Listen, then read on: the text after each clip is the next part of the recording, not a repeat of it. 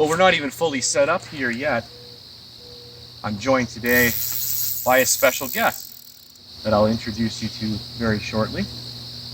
We were just talking about where we were going to be placing the rigs. We put the first rod in. We got the second rod casted in as the first one was melting off.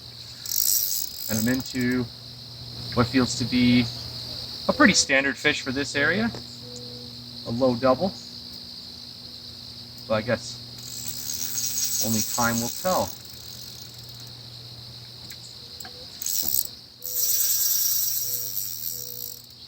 Lots of fight in this fish. Good. Good to see.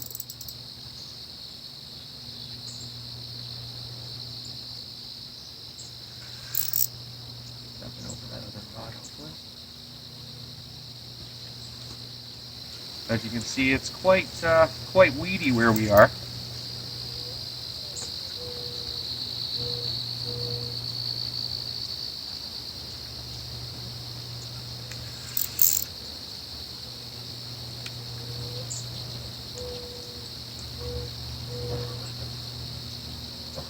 And for a creek spot, you might wonder why I'm running such long rods.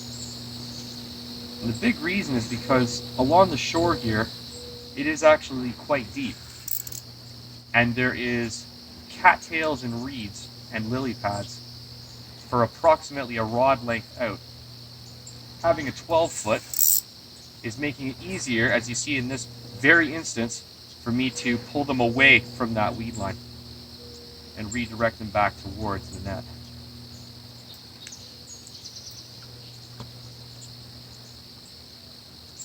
So I can shake some of that weed off too.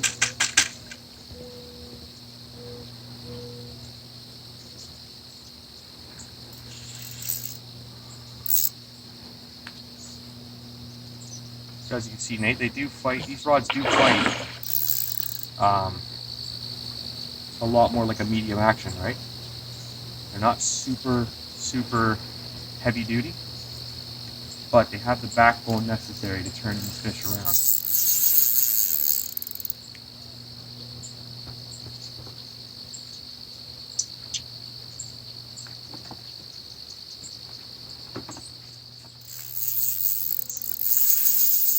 Either this fish has put quite a glob of weeds on himself, or he just put on 5 pounds.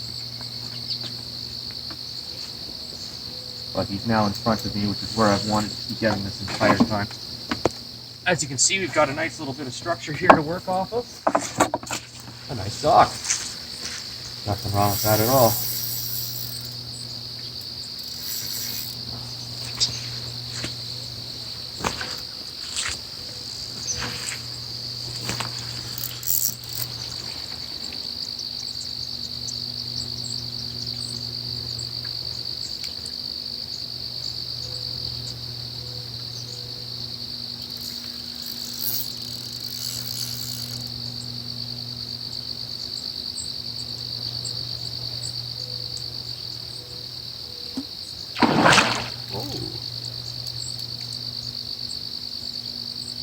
Looks like a quality fish. I only got a quick glimpse of it.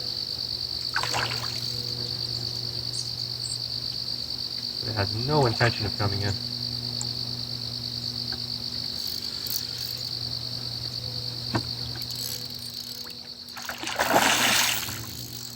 Very nice.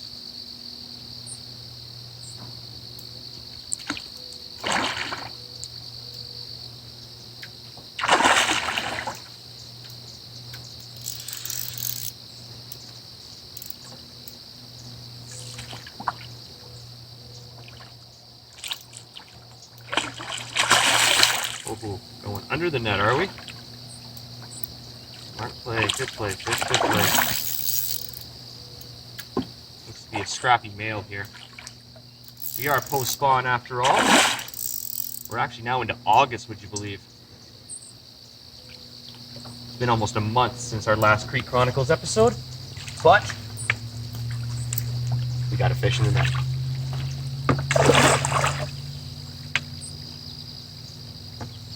All right, let's get this one up on the map. I put this fish at around 17, 18 pounds.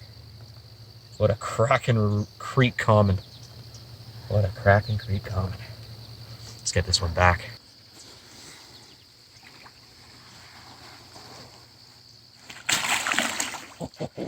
Off like a shot.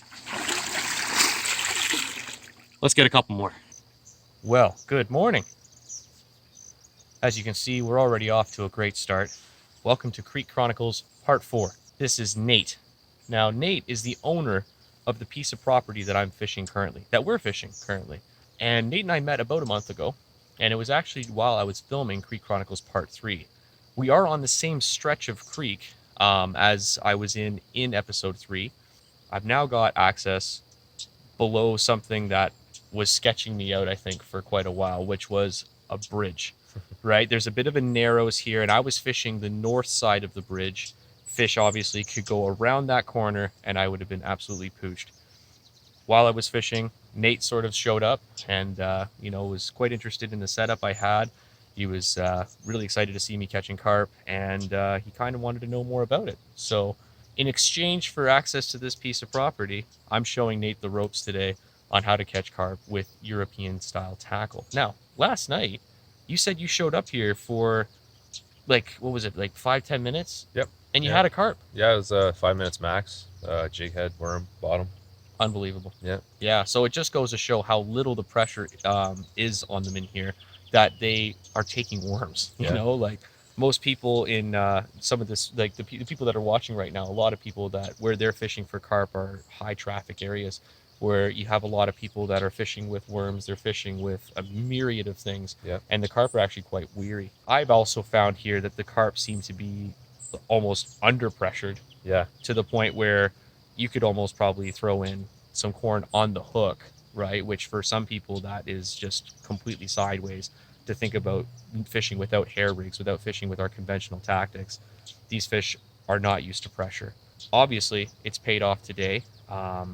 We're here. We've been baiting up for the past 3 days now. I did something a little different than what I would normally do. I was under the impression for the longest time, you put in bait, and then on the same day, the next day, you put in bait. And on the same day, the following day, you put in some bait. And this made sense to me in the idea that fish would start to come around at the same time every day to try to find food. The days that I was actually baiting, and the time I was actually baiting at, I had no intention of showing up at that same time. In fact, I was baiting in the afternoon, and here I am, 6 o'clock in the morning. So what did I do differently? I baited those 2 days in a row in the afternoon. And then last night I came out here when it was 11, 12 o'clock at night, and I baited up. And I think that's given us a bit of an advantage. At night, we know the carp can be on the move, but typically they're very slow and methodical in picking things up because they don't have their eyesight to rely on. It's more so they're relying on their sense of smell. So they'll stay around in an area, especially if you put some pretty stinky stuff out, and they'll poke around all night. Sure enough, my hypothesis proved true. This morning, carp rolling everywhere, all over the baited line. I think we've maybe got a few more in store for us today, Nate. You're up next. You're up to bat. So, yeah. Yeah, I think it's going to be exciting to see Nate land his first carp on a carp-specific rod. I mean, looking at my ugly mug every day just kind of gets old. So I'm excited for it. I can't wait. It's definitely a lot of action going on. Absolutely. All right, well, stay tuned. Yeah, go. Oh. Okay, so just palm that spool a little bit. Get that rod nice and high. There you are.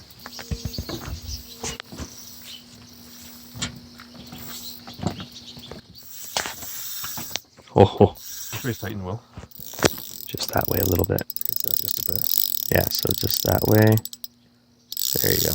That's a good spot to be, right about there, probably. Yeah. Okay, so just apply a little bit more pressure vertically.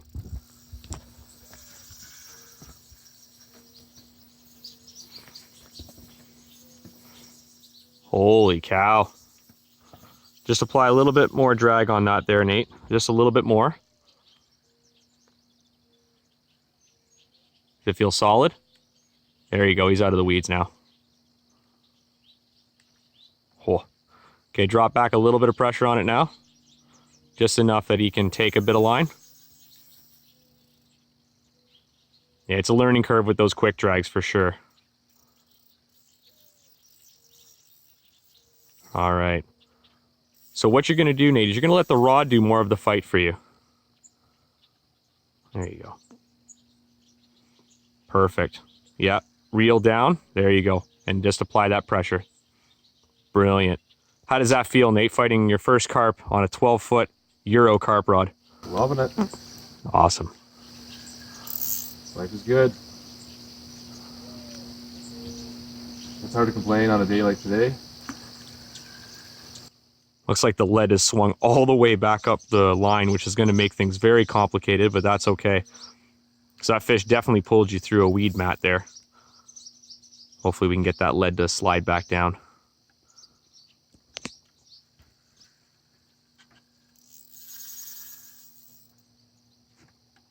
Feisty fish.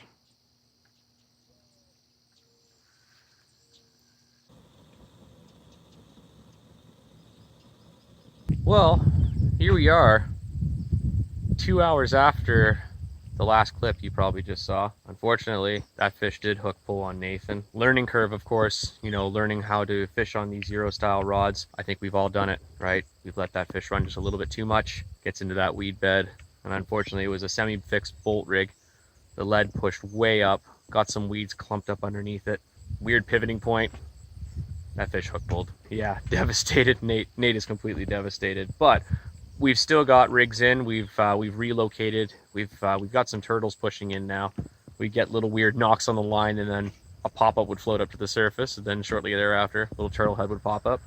So we've relocated. We've kind of pushed the bait out closer to a snag on the far side that the fish naturally pass through, and we've seen a couple of crashes on that side of the creek now, so we think that there's a very good possibility that if we hold it out there for a little bit longer anyway, you know, a fish could grace us from that bank. It's pretty clear all the way across. There's the odd snag here. I actually did lose a rig, which was quite a surprise, because I have plumbed this entire thing and never once found anything of significant structure. I must have missed that one cast, that one key cast, because I did hook my rig into something and snap my line. Learning curve, you know, new spot for me. There's always going to be those little heartaches, and Nate's just learning the beginnings of what heartache is. We're still confident. We still got a couple hours yet. It could happen at any minute. Well, it's been a couple of hours, and this fish just melted off. Absolutely ripped off. Completely unexpected. Hopefully this time we get the opportunity to bring this one in. Nate's got a bit of a better grasp of what he's doing now, so I think we're going to be successful. Okay, Nate, so now he's in front. Let's drop that drag just a little bit. That's a good fish, Nate. That's a nice fish. I'm going to get right in front of you.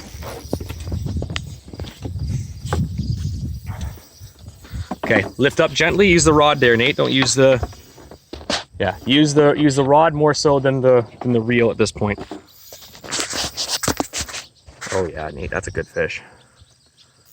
Cracking.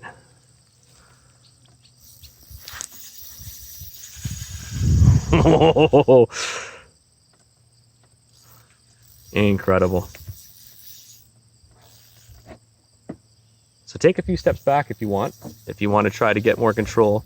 Lean the rod over this way a little bit, back towards the bridge. Yeah, counter that pressure. Okay, reel down to him. He's right into those weeds now. He's gonna go into that other rod. It's all right, he's not in it yet, not in it yet.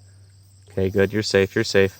Okay, so get right up, right in behind me again. That's a nice fish, Nate. That's a really nice fish, man. Wow. Unbelievable how that came out of nowhere. We were literally just saying how it can happen at any moment.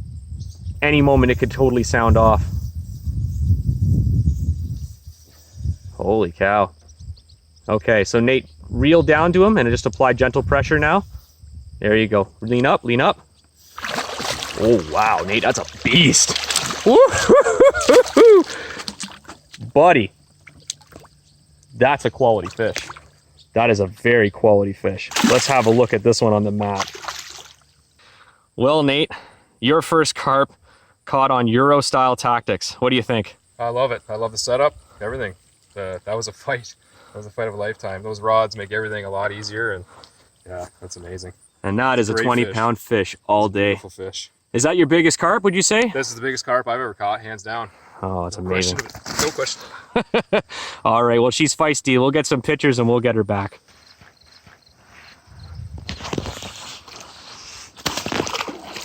Boom! And there she goes. Big shower for you. Love it. Buddy, put her there. Awesome. Well, how about that? We'd almost given up. We were looking at rods that hadn't made a peep in a couple of hours. Moved the baits around a ton, even tried the far margin. There was nothing. There was no signs of fish. And just out of the blue, moved it back into the center of the channel here, and it melted off. I really wish we'd have captured that run on video. But we didn't have any indication to maybe make us go, oh, maybe we should put cameras on for, to see. But that's fishing, folks. Live for the moment. We're now looking at about 10 o'clock. So it gives us another hour and a bit to see if we can maybe pull another fish. It's very interesting that, we had 2 fish in rapid succession, and then it just kind of went completely dead for a couple hours. And now suddenly we have another take like that.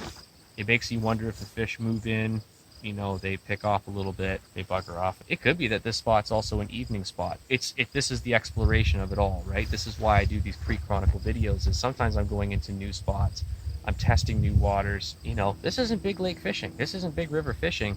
These are small feeder creeks that feed rivers that feed big lakes. Who knows how many fish are up? I certainly couldn't put a number on it. To see 2 quality fish out today, Nate, that's amazing. Excellent. Both of those fish were over 15 pounds. My hypothesis has been proven true. I knew there had to be 20 pounders up here. I knew it wasn't just a land of 10s and teens. I knew there had to be some bigger fish here, and seeing that really nice stocky 20, that tells me that there's a very healthy population of fish in here.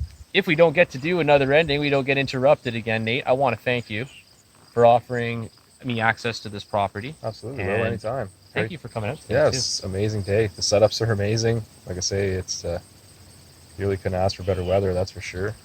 Exceptional weather. Yeah. Exceptional weather. And we're kind of disarray and disorganized behind us, so I think we're going to start to try to clean up a little bit before we get going here. Let's hope that we're rudely interrupted. Hopefully our turtle problem is over. Oh God, me too. I really hope so. I really hope.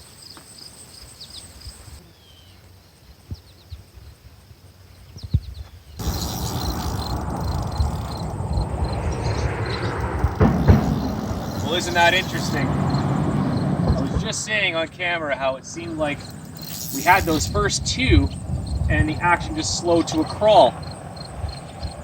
And then I was wondering whether Nate's second fish was the beginning of potentially another little flurry of activity. And sure enough, it looks like I was right. Doesn't feel like a monstrous fish, but my first one actually had me quite fooled as well. I thought it was a little bit smaller than it turned out to be. But it's holding its own. It's sitting right down there in the channel.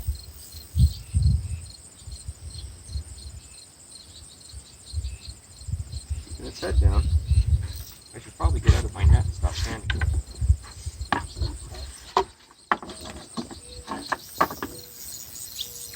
Now it's running back towards that bridge. There's my pop-up in the middle of the channel. So, interestingly enough today, you would have watched the homemade bait challenge with John. I didn't do so well at that homemade bait challenge using my homemade Dynamint pop-ups. But I'm using another bait that I actually had when I was down in Niagara that I just decided not to use, and I left them in my car for that challenge. And today it's absolutely killing it. I've been putting on other pop-ups and other baits to try to see what would work here. And so far the only thing today to actually yield fish are these orange creamsicle pop-ups.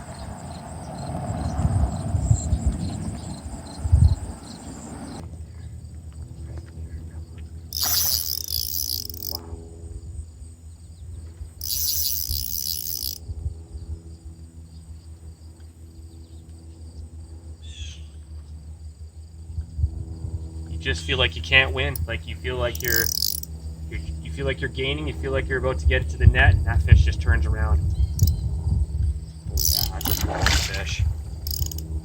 Quality fish.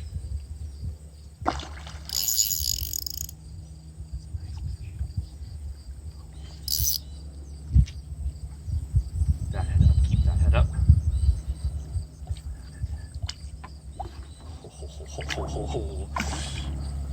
Another cracking fish. Oh, Yeah! Oh yeah. Well, that exceeded my expectations. When I first caught a glimpse of that fish, it was a little ways out. And it was weird how it fought for a minute or two there. It had me convinced it was a little smaller. But then as soon as it came up in front of me the very first time and melted back off to the center of the creek, I knew it was a little bit bigger. And it is a stunning fish. Look at that. What an absolute cracker. Another proper creek creature. That's quality fish all day, baby. Quality fish all day. What a beauty. Let's get some pictures and get this one back.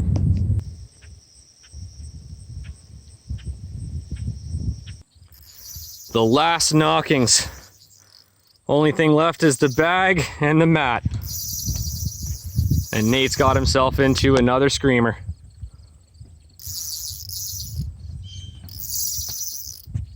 Right on, buddy. All right, so you don't have to pull it as hard, so just pull it like that. Watch the rod tip. When it starts to come back towards you, like that, there you go. Now reel down to him. There you go. That's it. That's the way to get her done. It's kiting right in front of us here.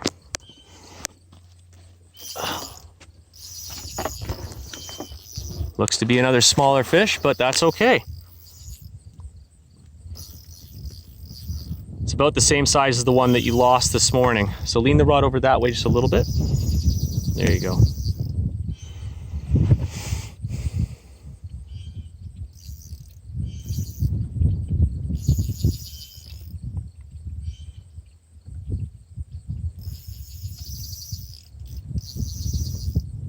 Can you see him head shaking down there? Yeah. Just see the pop-up going in circles?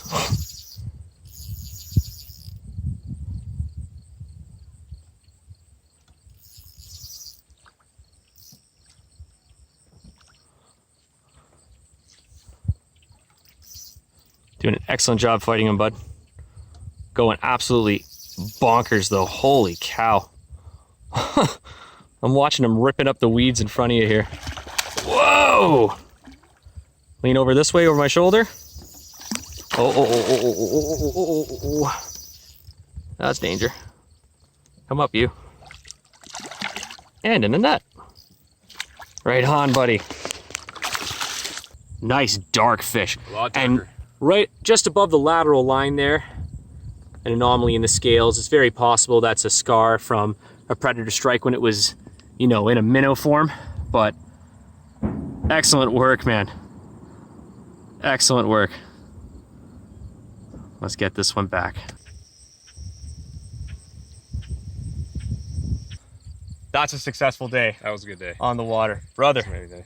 Thank you very much for the my access pleasure, to this Will. property. My pleasure. I'll be back. For sure. You're welcome back anytime. Well, I appreciate it. It was a great day. I had lots of fish, non-stop action. And I gotta say, that's better than musky fishing any day.